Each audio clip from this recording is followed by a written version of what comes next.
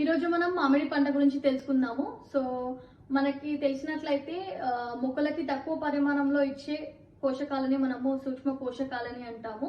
So అవి వచ్చేసి zinc, iron, copper, magnesium and molybdenum. So ఇప్పుడు మనకి తెలుసు కదా, మ్యాంగో సీజన్ స్టార్ట్ అయిపోయింది. మనము ఈ పంటను వేసినట్లయితే ఎక్కువ ఉత్పత్తిని పొందవచ్చు.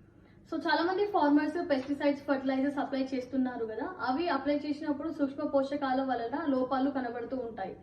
సో ఇవి కనబడడానికి అసలైన కారణం ఏంటి, వీటిని ఎలా తగ్గించుకోవాలనేది ఈ రోజు మనం ఈ వీడియోలో ఫోకస్ చేద్దాం. హాయ్, హలో, నమస్తే, I'm Deepti. Welcome to Kedari agritech.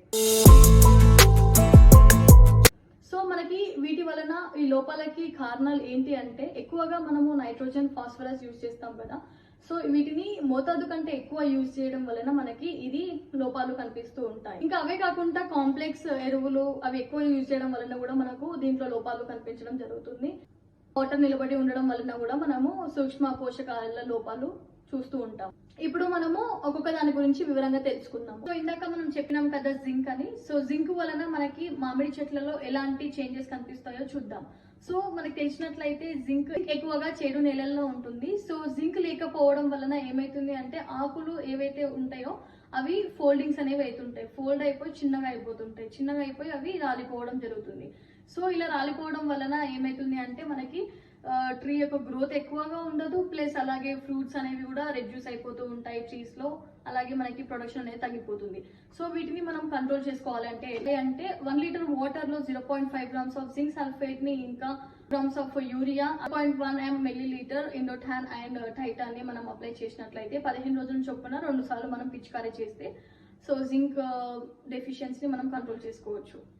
Iron deficiency వల్ల వచ్చే చేంజెస్ ఏంటి మ్యాంగో ట్రీస్ లో అంటే, నార్మల్ గా ఏవైతే లీవ్స్ ఉంటాయి కదా, మనకి కనిపించినట్లయితే గ్రీన్ కలర్ లో ఉంటాయి.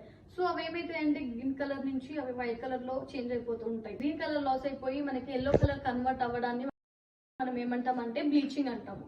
సో మనం వీటిని ఎలా కంట్రోల్ చేసుకోవాలి మంచి గ్రోత్ రావడానికి ప్లాంట్స్ ని?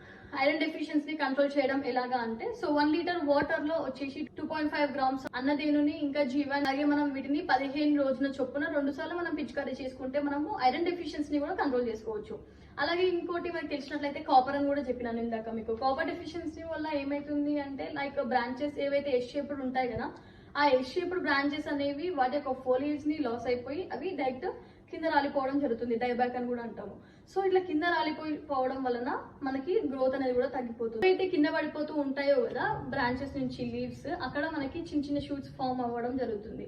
సో అలాగే మనము ఎలాగా కాపర్ డెఫిషియన్సీని మనం కంట్రోల్ చేసుకుంటాము అంటే, 0.2% ఆఫ్ కాపర్ ఆక్సిక్లోరైడ్ ని ఫోలియర్ స్ప్రే చేస్తే సరిపోతుంది. దీనివల్ల మీ కాపర్ డెఫిషియన్సీని కూడా కంట్రోల్ చేసుకోవచ్చు. ఇంకా మరిన్ని ఉపయోగపడే వీడియోస్ కోసం మా ఛానల్ ని సబ్స్క్రైబ్ అవ్వండి. Thank you.